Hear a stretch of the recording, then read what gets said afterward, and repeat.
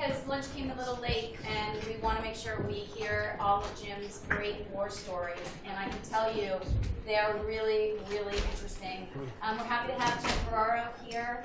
I've always say about Jim that he has had 9 lives at least. He was an accountant before going to law school. He's a lawyer. He got his JD at University of Miami. While he was getting his JD, he was also a teacher at University of Miami in accounting. And he is a law firm partner and owner of the Ferraro Law Firm and another law firm as well in Ohio. He's a father. He's got one of his 4 children here watching proudly. And he was a sports team owner. He is a huge supporter and sponsor of various nonprofits, including Make-A-Wish Foundation and Law Without Walls. And he is also an entrepreneur, a great Italian restaurant in Coral Gables, Florida, if anybody ever wants to go. What's the name of it, Jim? Randazzo's. Randazzo's, okay, we won't have him sing the jingle. Most importantly, he's a famous litigator. I'm sure you've all read his bio, but he's definitely been making his mark. He's made multi-million dollar cases, has won many, many jury awards. He was the first person to successfully try for a birth defect against a chemical company, DuPont, back in the early 90s. And he has the highest compensatory jury verdict ever in the nation for a non-malignant asbestos case. And he's a change agent. That's his 9th role or 9th live. He just recently was involved in a case that went up to the Supreme Court of Florida, which now has decided we're going to definitely use the consumer expectation test as opposed to the risk utility test. I won't get into those details unless you come to my civil procedure class at some point. And now I'm going to stop talking and turn it over to Jim. Okay. Thank you, Michelle. I want to try to make this as interesting as possible for law students. It was a long time ago that I was a law student. And in law school, you learn all about substance and procedure. And you learn a lot about substance and procedure. But the one thing that I first saw when I got out of law school is the strategy of the interplay between the two, getting a case ready for trial. And in the setting that I'm going to talk about is more in the products liability area as opposed to commercial, because there are some differences in strategy overall.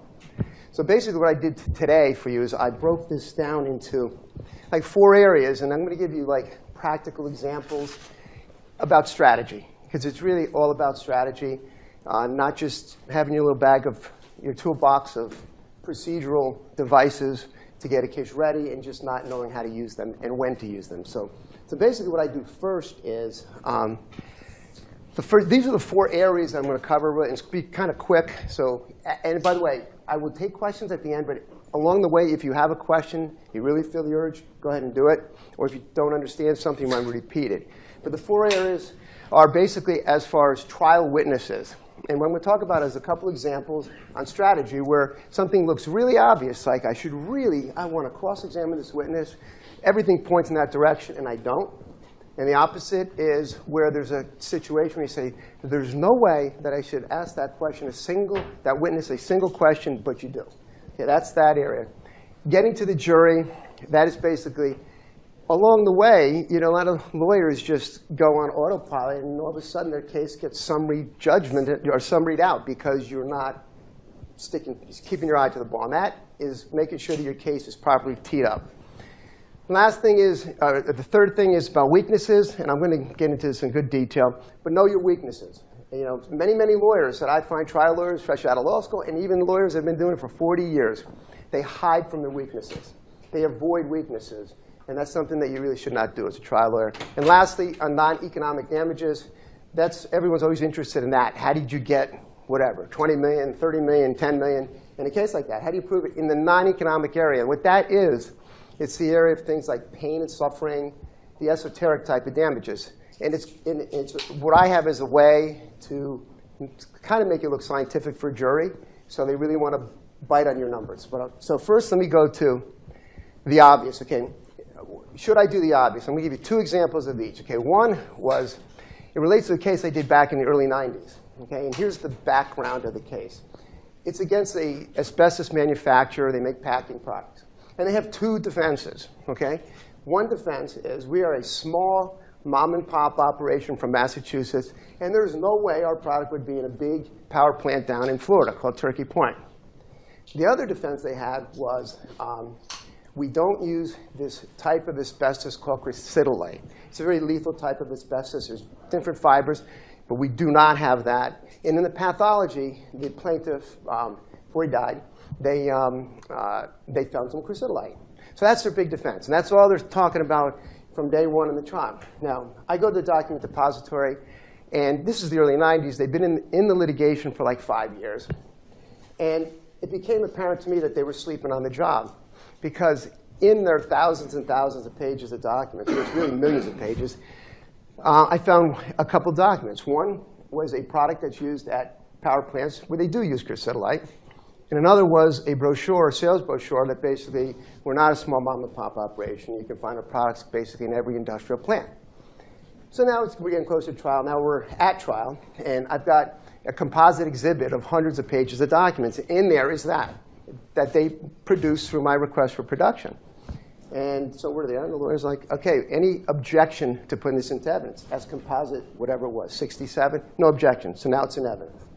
Then it became really apparent to me as we go through jury selection. We're in an opening statement, and they're saying the same defense. We're a small mom-and-pop operation. There's no way we're at Turkey Point, and we have no crucidolite in any of our products. Okay? So now I'm sitting there going, wow, this is going to be great. Let me show you. I'll show you the documents before I get into whether I cross-examined the corporate rep, because it was an opportunity to look like Superman on cross-exam. Because he's going to get up there and lie, and you're going to get to blow him out of the water. But basically, here's the document. And this is what we found in it. It was an index. And I went into the index, and that's a blow-up of that. Power generating plants. My guy did an asset type application, product called 320. So I went and got the brochure that was also in there. And if you see what it says, secondly, it's made from South African blue crucidolite asbestos. That is the one fiber, that is the really lethal fiber that they said they never, ever used. Okay? So that was really good. So I was really happy about that. And the second was, here's the brochure that basically says that there's a Chesterton product in every industrial plant, which doesn't sound like mom and pop to me, and from Massachusetts. And then, in other words, that is why Chesterton's mechanical packings are universally recognized as the world's finest. Okay? So with all that in mind, okay, I've got it sitting there, and on the clerk's table, and I was like, I'm going to kill this guy. But the strategy is like, I think the chance of winning the case is very high at that point, no question. Maybe 90%. But if I want to make it 99% or 100%, I had to really refrain from the great cross-examination, which I really, really was excited to do, because you go, great, Perry Mason. And but what I did instead was I left the document sitting there, knowing that they're going to talk about it, because they did throughout the whole case. And they had no choice in closing argument but to talk about it. So when I closed the case, I did not mention mom and pop at all, and I did not mention fibers at all in my closing argument. It was a little bit odd. They probably thought it was kind of odd, because I didn't even say anything about it. And of course, they did. They walked into the trap. And then they noticed it's time for rebuttal, okay? And it's in evidence. And this is the old days, the early 90s, and they see the paralegals walking in with these big poster boards of what you just saw. And they're like, time out, judge. Take the jury out. Take the jury out. We need to talk to you. We need to talk to you. Judge, it's not fair. He's going to put that in evidence. I mean, it's already in evidence. He's going to put that in front of the jury. And he didn't do it through a witness. I say, Judge, I don't have to do it through a witness. It's already in evidence. It's in evidence. It's sitting there on the clerk's table. And that's what closing argument is about, talking about the evidence and putting it together. So, of course, the judge said, you can do it. And I put that up in front of the jury in rebuttal. Okay? And that's the end of it. They can't rebut that.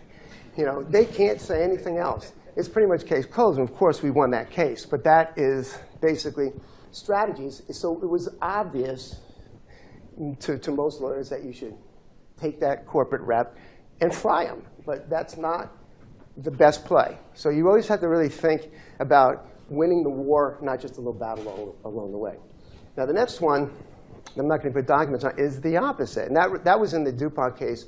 It was in the 90s. There was the best witness I ever saw in my life, probably one of the best witnesses on the planet at the time, a guy named Dr. Brent. And he looked the part, talked the part. He was a specialist in everything you could think of: epidemiology, developmental toxicology, teratology, fetal pathology. And man, he could talk. He was good, okay? And I took his deposition for a couple of days. And when it came to trial, it was like, this guy was so good. I think the best thing I could do is not ask him anything and just sit there and create some seed of doubt with the jury and just say no questions. And but I didn't do that. Instead, when I read through the transcripts, buried in these big, long, convoluted answers at deposition, there were three really critical elements to my case that he let out. And one of them was, it involved a dermal skin exposure to a chemical, and our expert said 3% gets into the blood. Okay? And another was about, what happens when it's in the blood, and it gets down to the placenta, that absorbs everything. And in the fetal blood supply, with that kind of exposure that was described in our case, the amount in the fetal blood supply would be in the hundreds of parts per billion. Okay? I said, that's great. So anyway, I cross-examine this guy. I get my butt whipped. I'm up there for 30 minutes. He's slapping me around pretty good. But I got those long, convoluted answers that at the time the jury didn't understand during the trial because it's buried in this pile of garbage.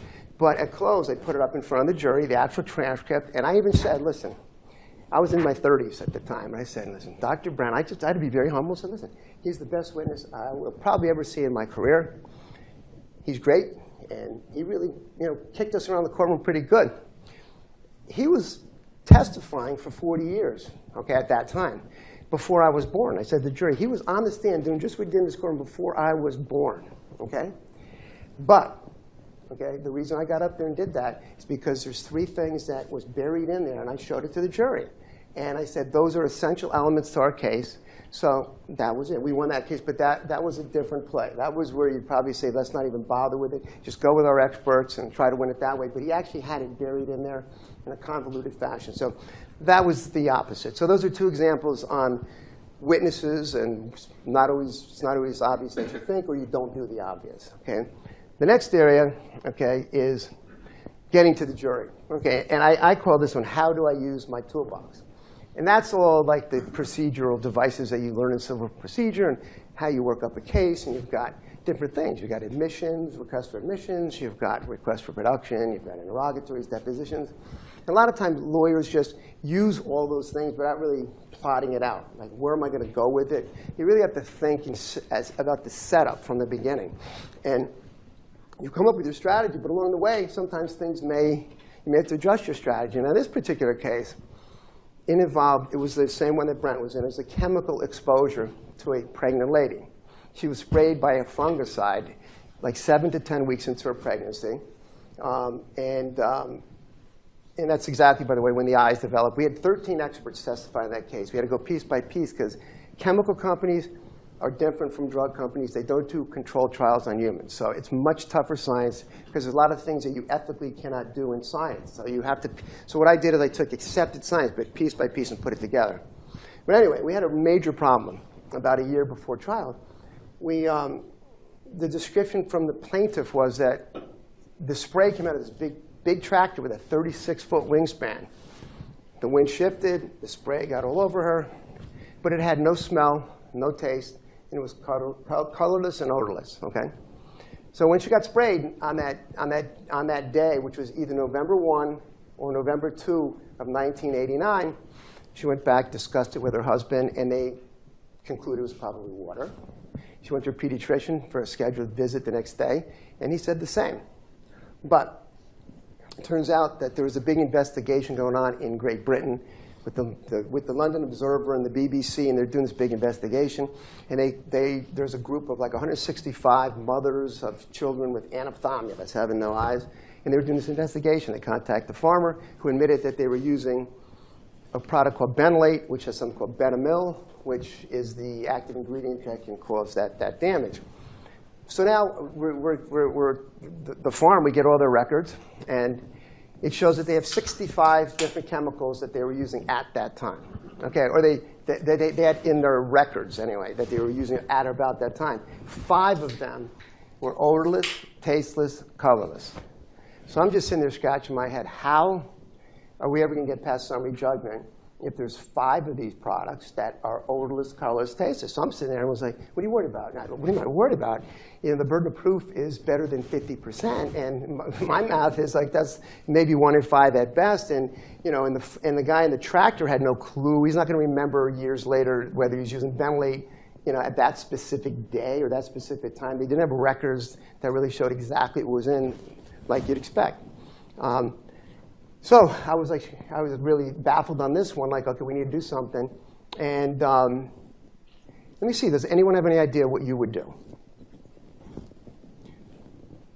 All right. With no hands and a lack of time, I'll tell you what I did. OK. And it was all in. It's either you're going to win or you're going to lose right now. I sent out 65 separate requests for admissions. OK. And for those that don't know, I don't know how far in school you are, but a request for admission is to the party opponent, and whatever their answer is, they either admit or deny whatever the statement is, and it's binding against them. If you bring it into trial as evidence against them, they cannot refute it. So if they say we weren't using it on that day, they can't bring in other evidence, they can't refute it, they're done. Case closed. So I had to take a shot, and I sent out 65 requests for admissions, and basically, the name of the farm was Pine Island Farm. And I sent 65 separate ones, followed by 65 separate interrogatories. And basically what it said, and I put Bravo there because that's a different chemical. The one we were looking at was benlate. There's all these other ones, Trigard. I'm not going to show you all 65. But basically, this is one of the 65. So that's the admission. We're asking them to admit or deny that statement. We're using it between November 1 and November 15, followed by an interrogatory that, if it's affirmative, give us the information: who, what, when, where, how, and why. Okay? And so you have 30 days to respond to this. And as I was on pins and needles, it's like waiting for a jury verdict. And if they just admit, which would have been the smarter thing to do, I'm right where I started. How am I going to prove which one it was? But here's what they did. This is the answer. The same answer you got for all 65, basically, is that there's a remote shot that they were using it, but not before November 10. Okay, so they're done because the testimony from the plaintiff is November 1 or November 2. So they're done at that point. Of course, they said the interrogatories were not applicable because the answer was they denied it. So now, when I was at trial, it was really kind of fun. It was cool because we spent 2 days putting on all the testimony from different people about, and workers and so on, about the benlate. And then I go, Judge, I want to read 64 responses to requests for admissions. We explain to the jury what they are, and she starts with that. And you know, DuPont had like a dozen lawyers in court, 3 firms, and you can hear all the pencils breaking because at that point, that's the first time they even realized what happened. And they were, you know, that was it. And I took my time. I read each one very slowly, put them in a little stack, went to the next one. It was very powerful during the trial. So yeah, that worked out well for us. The case would have been a summary judgment against us otherwise. All right, that's area 2, basically. That's like strategy. That's getting your case to the jury. But you didn't put in the one. No, well, yeah, and that's very good. She's right. 64 I put up there. 65 I did not. Okay, and the reason is they can't, and they cried about that too. Why aren't you putting up the one about benlate? Because I don't have to do that. It's evidence against them, and they can't use it for themselves, so they're done. That's it. Okay. And I said, Judge, we get 2 days of testimony. Judge says, absolutely, you don't have to do that. And I had 2 days of testimony about the benlate. Just look at that if you want to talk about benlate. So anyway, that's how it works. So you need to really, you know, be focused on things, and always, you know, don't be on autopilot thinking the trial's a year away. You know, always think about, how do I stand? Do I need to make an adjustment? What can I do? Okay. Now the next thing is. Know your weakness, okay? And this is what I briefly said. Most lawyers do is they kind of hide from the weaknesses. They kind of ignore it, and especially if it's a boring type of weakness, you know? And what is, and I phrase it as, what should I do about my Achilles heel? There are like Achilles heels in litigation overall, okay? For instance, in tobacco cases, the Achilles heel of a tobacco case is the concept of addiction, okay? That's the weakest part of the case from the plaintiff's side of the ball. Okay, you getting a jury, getting 6 people or wherever you are, to buy into the concept that someone is addicted to smoking cigarettes, which they are. There's no question that it exists, and it's nicotine, and it's addictive, it's a drug, and they put it in there intentionally to get people to keep smoking. But a lot of people just don't buy that because, hey, my dad quit, my mom quit, and it's like, it's a tough one. That's the Achilles heel in tobacco. In asbestos, the Achilles heel, and exposure, by the way, to cigarettes is not the Achilles heel, okay? When you compare that to asbestos. Everyone knows I smoked marbles for 20 years. Asbestos cases are completely different. The Achilles heel there is exposure because you're trying to get a jury to buy into an exposure that happened, say, at the Quincy shipyard from 1965 to 1970, where there's hundreds of products. So you got to get the evidence in that really comes, focuses on the products, the defendants that are in the courtroom. And that's tough. And that's a tough thing. And also the lapse in time. It's a latent disease, so you're going back 30 years, hundreds of products. A lot of people say, oh, come on, there's no way you can remember that, But there is. And so anyway, when you look at weaknesses, diagnosing your weakness, those are very general weaknesses in very big areas of law. But it's typical. Determine what your weakness is. Analyze your weakness. Then address your weakness, okay? Address it, embrace your weakness, and make it into a strength, okay? And what I basically mean by that is the basic 5 words that apply to everything, okay? When you become a lawyer, if you become an engineer or a doctor, it's the same words that you basically look at all the time. What, when, where, how, and why. And even in a deposition, when someone answers a question and they go to a different area, those are the questions you get back to. How did that happen? When, where? You keep, if you live with those, by the way, if I leave you with one thing today, as trialers, if that's what you become, just always think those 5 words. It's the same thing. I mean, it's basic. It's really basic. You've probably heard it before, but it really, really applies. So now I'm going to give you an example of a case that I did recently. Actually, it was actually a verdict I had in August, and I tried a case with my son. Okay, it's his first trial. Put your hand up, James, back there. So right now he's 1-0. Technically, he's 1-0 with a $17 million average. So he's got a tough. And it was a great experience for me to try a case with my son. It really was. I mean, it was a lifetime experience, and I wanted to do it. So I picked one that was kind of tough because I wanted him to really learn it the right way.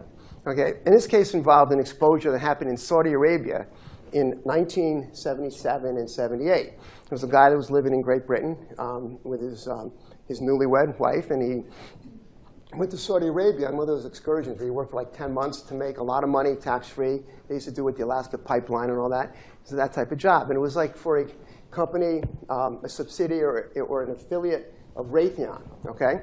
And it really turned into a great case for my son James as a learning experience because of the following. I told him over and over, the weakness is exposure. And you need to talk about the exposure part of the case once you develop it.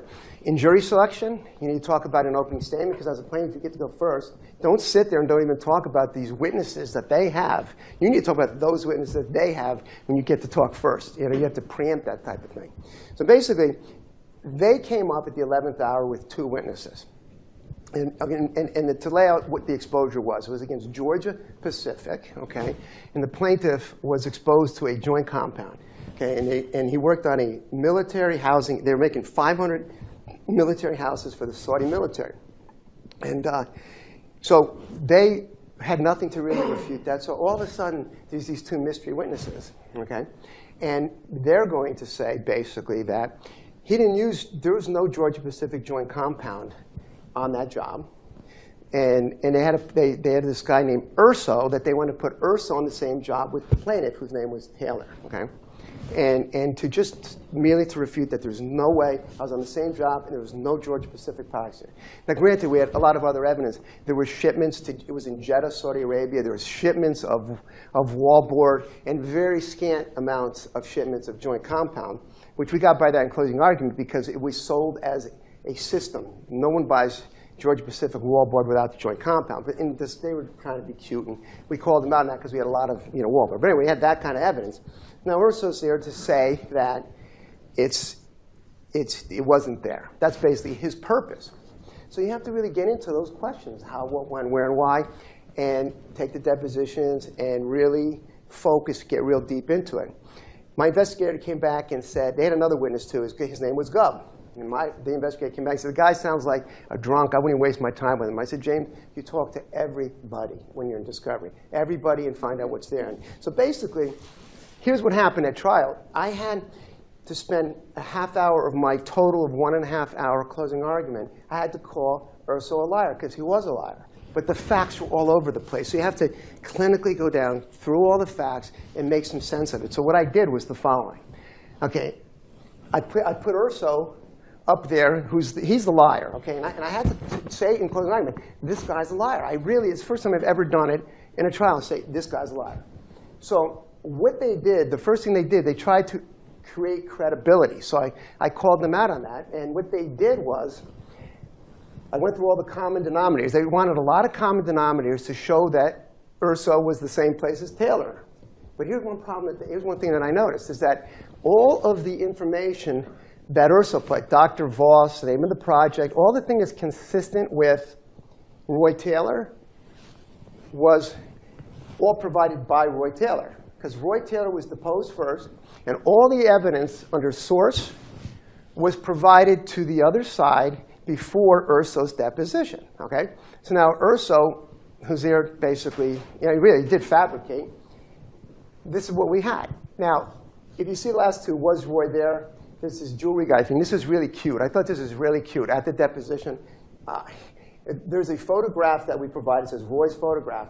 And it's just because what we did is I told my son, James, you have to create Saudi Arabia. So what we did is we got whatever photos. His wife was a pack rat, so we were lucky. She had photos of him in Saudi Arabia. One was with this guy. And she also had his passport, which was off the chart great because it shows all of the entries and exits out of Saudi Arabia, out of Jeddah, at the time. So now it becomes more, that doesn't win the case for you, but it makes it very real. So Roy referred to this guy in the photograph as a nice guy. Yeah, he was like he sold jewelry or something like that. So of course, the Urso, the liar, he's at that position. He goes, yeah, that's the jewelry guy. He even gave me a gold ring, and I've never taken it off. He holds it up in the deposition, this ring. And I was like, spare me. It's like he said, it's been on my finger for 30 years. So meanwhile, that was all to create credibility. Okay? Now, Urso also said, I was always at the warehouse 2 hours a day, and I know there was no Georgia Pacific there because I was there. Their products were not there. Although Gubb, by the way, the guy who my investigator said sounded like a drunk, don't waste your time, he was actually 88 years old. Okay? He had a stroke, and he went to Princeton and Columbia, and he was the head of the entire job. Okay, so he was not a dummy by any means. He was actually a very smart guy. He talked the third speech because he had a stroke. But anyway, and by the way, Gubb was not a liar. They would have been better off without Gubb. He was not a liar. But they needed Gubb because Gubb was going to prove that Urso was there. So here's what happened next. Okay, that's the credibility, okay? And all the common denominators to show that I'm there so I can say Roy Taylor didn't work with that product. The next thing I did is I put all this together. I'm going to compare their two witnesses. Okay? Urso, the guy on the left. And we get into it. Look at all the inconsistencies between their two witnesses. These are their guys. Okay, the head of the project says that the base wasn't even it was not in Jeddah. It was called the American Defense Compound. There was 250 to 300 people. There were no Turks there, okay, as opposed to Turks, which is what Taylor said, and which is true. Which Urso said, which is true, but part of his fabrication. When you go down the entire list, these two guys clearly were on different jobs. There's no question about that. No question about that at all. So the next chart I put up, and this took time with the jury because they hear all these numbers. They hear about 75 duplexes. They hear about 500. They hear about, so it's all confusing. So as a trial lawyer, you have to put it together and make it sensible. And it takes a little while to do that. So the last one I did is I call it a comparison of two honest men. That was Gubb, who was the head of the entire project, and Mr. Taylor, the plaintiff. And here's what it is. And here's what they showed, that the years in Saudi Arabia were different. One place was 10 miles north of Jeddah. Taylor was in Jeddah. There were Turks, and he had 500 homes. And if you read some of the other bits from the transcript, what's the explanation? Raytheon may have had multiple projects going on, which they did. Okay, it was the largest boom in Saudi Arabia history. And he had made a comment about Urso. He didn't want to get into it because I think Urso was stealing money or doing something, but he didn't want to talk about it at the depot. But he said that before, And Taylor would have had entry and exit figures printed in his passport, which we had. So anyway, that's what we had to do, and that's really attacking your weakness. So a lot of lawyers I see would just run away from it and just say, my guy's a better guy, a better witness, he's more honest, you have to, but they have two, we have one. It's like a numbers game, and that's basically, an example of ascertaining the weakness, attacking the weakness, and making that into your strength. So it became a strength because at that point, once you get through all this, and the jury, we had a good jury, we had a bright juror who was the foreman, and she basically got it, and they got it. But it actually almost solidified it for us when we went through all the evidence. So then all right, so anyway, that's that area. Okay, and the last area that I want to talk about, see, I know this thing goes so fast, non-economic damages. Lawyers find this very interesting. How do you get those numbers? How do you get big numbers? And the way that you get big numbers is basically by trying to make it sound scientific, okay? And what I typically do is, and part of it, you have to give them a good basis, too. So you can't just throw numbers. My guys say, this guy has a year to live, basically. And he's got mesothelioma, a very painful disease. So you have to make sure you establish all that, how bad the disease, how painful it is, how you die from the disease. And you get all that. So you got to get all that in. And then you have to tell the jury that, it depends on the state, but most states you can do like the type of argument I'm going to do here. The majority of states you can, but including Massachusetts. But is that you got to be very humble with it because you're going to ask for big numbers, but you got to always be confident in your numbers. You got to look them right in the eye. And I tell the young lawyers because they get scared. Wow, 20 million, that's a lot of money, and they don't. You got to look them in the eye. But basically, as a lawyer, my obligation is to, present a way to calculate damages. You as a jury, it's your obligation to do the calculation. And I'd be remiss if I did not present you with a formula, on behalf of the plaintiff. And so what I do is we suggest a formula to them. And the formula that we typically suggest is based on units of time. And it would go kind of along these lines. Everything in life is based on time. Okay? Everything we do. We quantify our sleep to whatever hours that might be, 8 hours. Our commute took 45 minutes. I went to dinner with my wife for 2 hours. I worked 10 hours. Even life itself is quantified in years, and so everything. So it makes sense. So you say, okay, we should do it based on time, okay? Units of time, and along the way we throw up other little things like, no matter who it might be, it depends on the jurisdiction. Don't throw up baseball players' salaries unless you're in a jurisdiction you can't do per diem, because then that's where you can do that kind of stuff. But like little things like, if I like to do this with an expert. If you have an expert that's on the other side that's kind of like doesn't come off too good, and his rate of pay is, say, $750 an hour. Along the way, say, look, whatever you do, you could be a police officer or an expert witness, and your job is to testify in court, and that's what you do when you spend 10 hours for $750. You've earned $7,500 because you did your job. And what we have here, for Mr. whoever it might be, you can call it, sometimes you got to be careful calling it a job, but his job technically is basically to die. It's a job he didn't apply for, he can't retire from, can't quit. He got it from the other side. So what we do is we also, and I'm going to show you some charts, but before I get into that, I want to show you the foundation for it. And this is actually a doctor from Brigham and Women's, Dr. Bueno. He's the head of the mesothelioma project. He's a graduate of this university. And but how he died from mesothelioma. I just, to make it quick, because we're short on time, I highlighted some of the salient parts. And patient suffocates, doesn't have enough blood pressure, and dies. And by the way, the tumor invades into the nerves around the chest wall, causing extreme pain. So pain management is a huge issue. And then it just pushes on the lungs and heart until they just can't breathe and they die. Okay? Then, what is the precise cause of death from mesothelioma? You just slowly suffocate. It's a very painful way to go. So you want that in there if you're going to ask for the numbers. Now, I'm going to give you an example of what we asked for in this particular case. And what I do is, okay, I have John Doe up here because I don't want to start naming people. What I typically do will say, and what I do here is like, I suggest, and you do, I suggest, and you always have to be humble. I suggest, and you can go higher, you can go lower. And what I always do is I challenge the other side.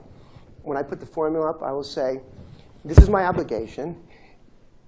If they have a better formula, I use their formula. And if you come up with a better formula, use it yourself. But this is what we this is what we suggest as counsel. And then we put up there $600 to $800 an hour, and we do it by the days.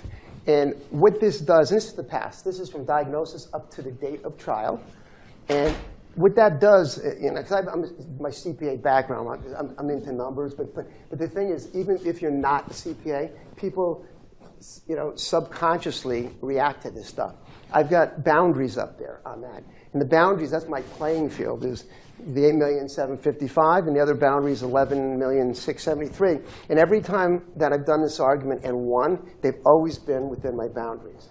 Then for the future, we do, we go higher. This is where he's going to have the really gruesome death. So we go higher, and you talk about all that. And I have to do this quick because of time. But now Jane Doe. Now what I use Jane Doe for, that's the consortium part of the case. I call this my insurance policy because what I do is I put really, really low per diem numbers up there because this is based on the joint life expectancy of the plaintiff and if he has a wife, his wife. So if he's going to live, say he should have lived based on the mortality tables another 20 years and her life expectancy is 30 years, the joint life expectancy would be 20 years. Okay? So what she's entitled to is some consortium and that type of thing. So for the past, what I do is I put up numbers that 100 to 150. And that's because that goes from the diagnosis to what's going on up to now. For the next, I think this was 12 years. OK, 12 years. I put numbers in and say, well, why would the numbers be lower in the future? Because he's going to die within a year. I blend it together because the next 11 years after, that's post-death. And I typically, in my case, when I always say all the defense arguments.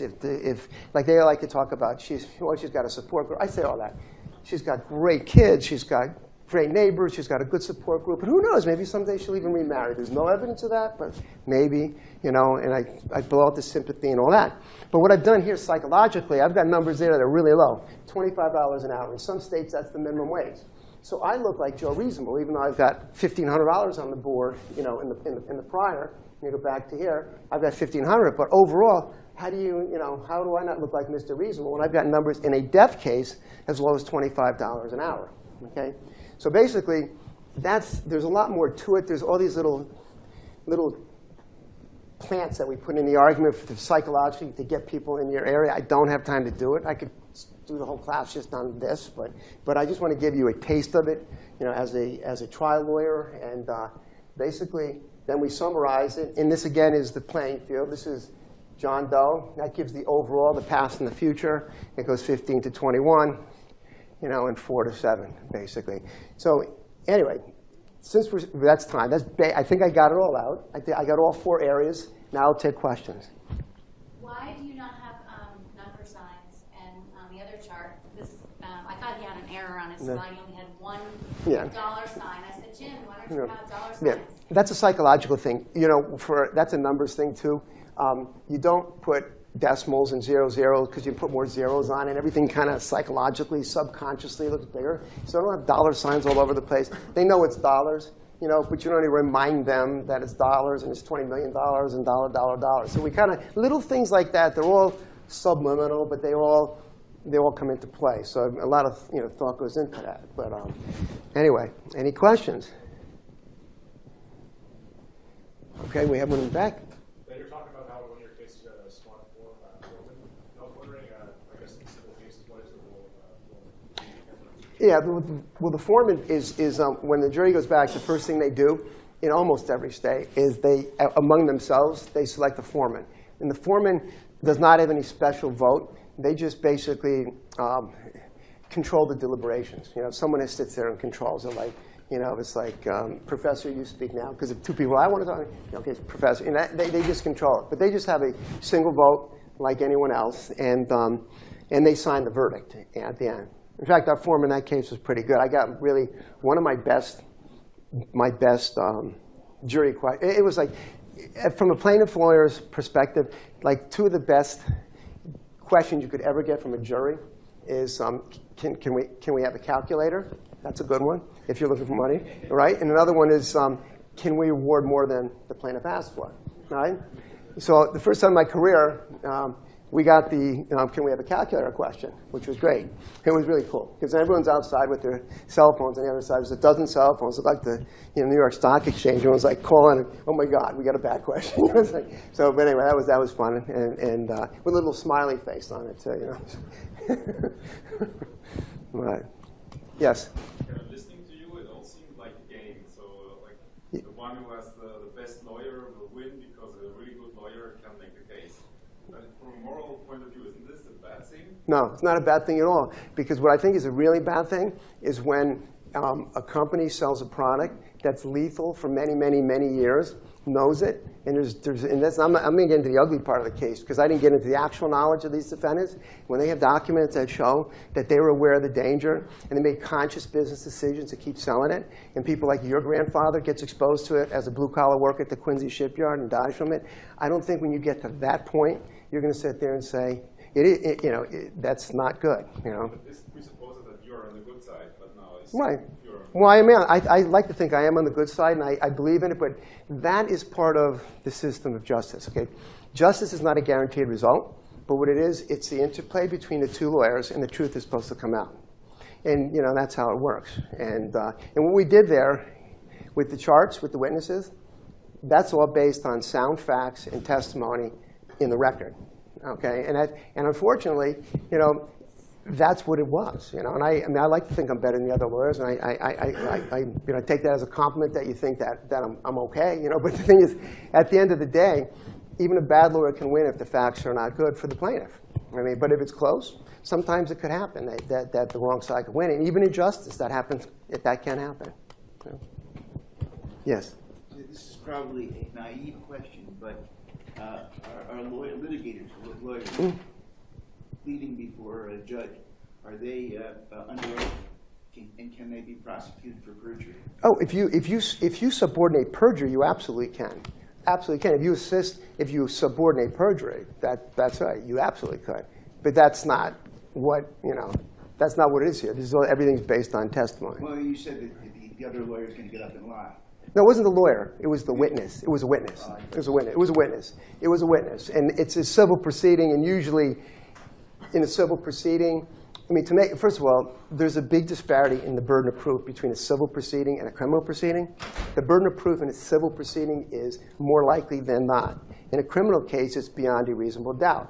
So if a prosecutor wanted to make a case on his lie, he could try it. He could try it. But the guy can come up with umpteen reasons why. I remember more now. It was 40 years ago. There's a lot of things they can come up with. It's not as good a criminal case to prosecute a lying witness like that on that set of facts, I think. But that's just my own humble opinion. Right. So these tobacco cases and asbestos cases, Right. Are they criminal cases? Or No, they're all civil. They're all civil. They're civil. Well, why aren't they criminal cases? Who are you going to prosecute?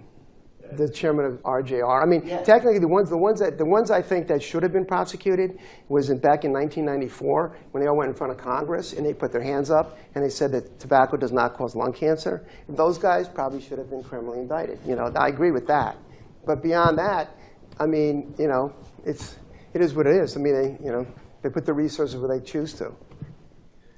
Anyone over here too? Yeah. Go ahead. You talk a lot about psychology and cognitive biases, whether it be the dollar signs or other things. I'm curious, is that just based on the years of experience that you picked up, or are you very conscious about trying to figure out what the cutting edge psychology is and how to use that? It's really through experience, and really more through experience and reading. When I started practicing law, I've got friends all over the country. And in other countries, too, that are really good lawyers. And they all worked with mentors. And I was kind of weird. I started my firm 2 years out of law school. And my mentor, I would just go to the law school. And this was the old days, pre-internet. I couldn't sit there on my laptop. Had to go there and dig into it and just look up closing arguments from what I thought were the best lawyers and read them. And I just read them. And I said, I like what Belli did in California in this case, and I kind of did it like that. It's kind of weird. I'm kind of an enigma in that regard, but I just you read. Yeah. I just want to sort of follow up on that. You described this very much as individual strategy of how you play the jury and how you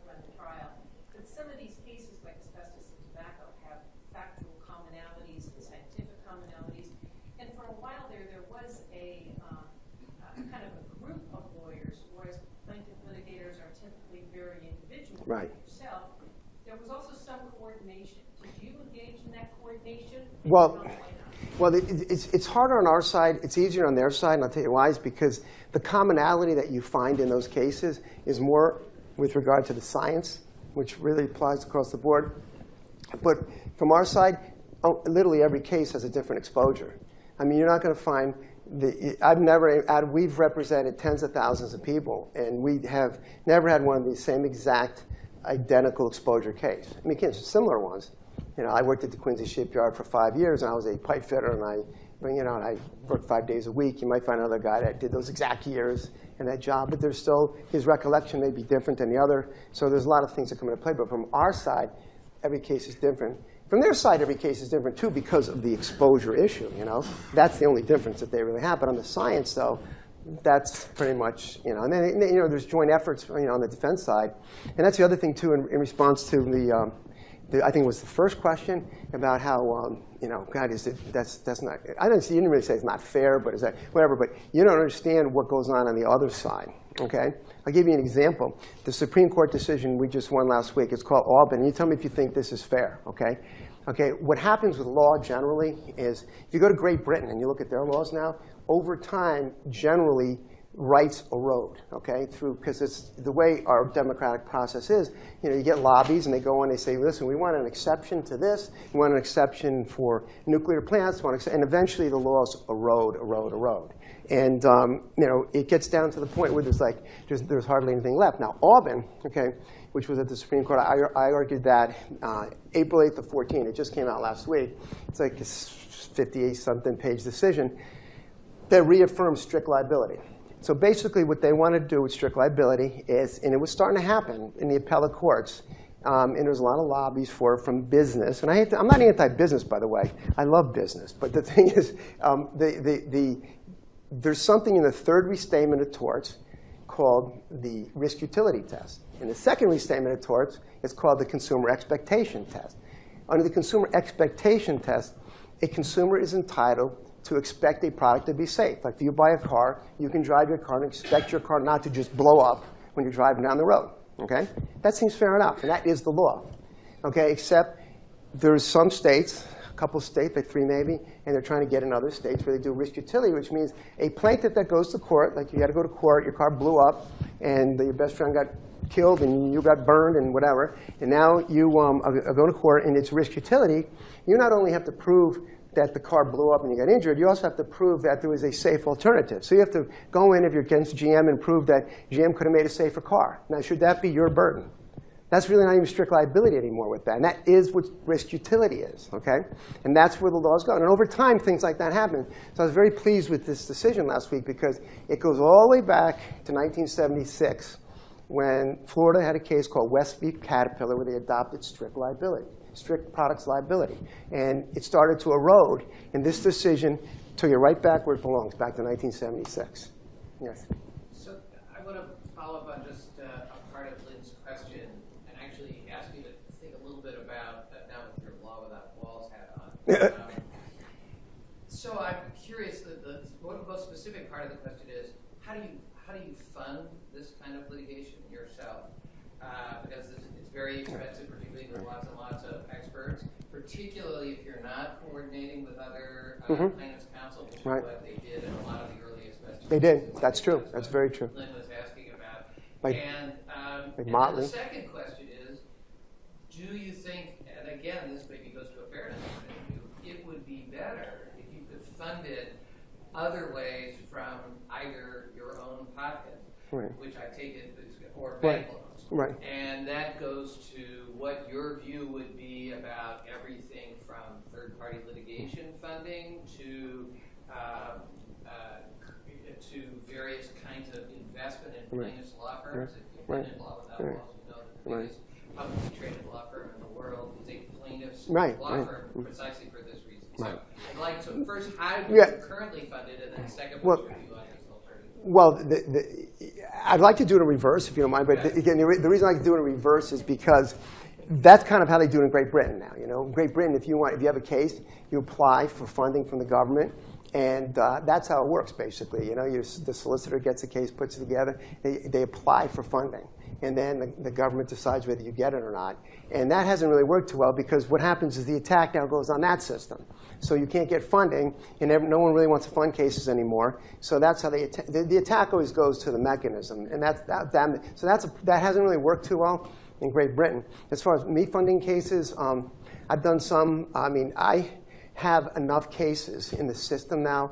Once it gets up and going, there's enough money coming in. We've got quite a bit of money coming in. Although I've done some through stupidity. When I did the DuPont case back in the 90s, Mrs. Castillo came into my office in 1993, and that was probably my third year of making big dollars as a plaintiff lawyer, and I was feeling very happy, and the world was great, and and she came in crying because her son had no eyes, and she'd been to 2 other lawyers, and no one would take the case.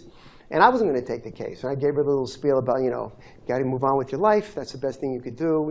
Don't dwell on this thing. And then I said, OK, listen, I will look and see what's out there in science. This is the old days, not the internet days. I had to go get this librarian in DC. And I said, find anything you can on benylate and health, or Benamil and health. And there was a rat study done at the University of California in 1991 where they tested the chemical on pregnant rats. And like 43% of the rat offspring in that study were born with ocular abnormalities, including anophthalmia. So I said, OK, I tell you what I'm going to do. I'll take the case, but I can't guarantee anything, and we may have to pull out because it's DuPont. And it's a single defendant case. And the beauty, by the way, to the other cases we have, the asbestos cases, when we go to trial, we typically have settled with a number of other defendants. So the case is funded by the defendants and the other defendants in the case. And that's part of the answer to that. But with this case, it was a really risky proposition. I took it. And at times, I regretted it. And I ended up on this roller coaster ride. And it worked out. But it was a 10-year project. We won at trial. And it was on court TV, televised and all that. We went to the appellate court, and they came in with half of Washington, D.C. The head of Kirkland Ellis, a guy named Warren, had to personally argue it. Okay, he replaced Ken Starr. The third chair of oral argument was a guy named Arthur England, who was the ex-chief justice of the Florida Supreme Court. And this is at a Florida appellate court. And he was basically carrying the sandwiches for lunch. And and I had a female appellate lawyer at the time, and they had a blue suit panel. We were and they reversed the verdict.